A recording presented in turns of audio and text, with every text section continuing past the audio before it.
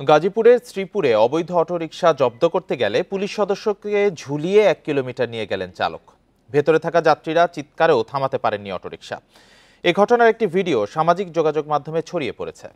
3 minute 4 সেকেন্ডের ওই ভিডিওতে দেখা যায় একজন পুলিশ সদস্য ইউনিফর্ম পরা অবস্থায় চলন্ত অটোরিকশার রড ধরে ঝুলে আছেন। পেছনে কয়েক যাত্রী চালককে অনুরোধ করছেন অটোরিকশা থামানোর জন্য, কিন্তু চালক থামাচ্ছেন না। পরে যানজটে পড়লে স্থানীয় মানুষ ও পুলিশ সদস্যরা চালককে আটক করে।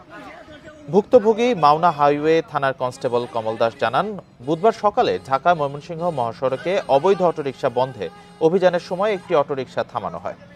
এ সময় অটোরিকশাটি নিয়ে পালাতে থাকলে তিনি ধরার চেষ্টা করেন। এ সময় তাকে ঝুলন্ত অবস্থায় 1 কিলোমিটার নিয়ে যায় অটোরিকশাটি।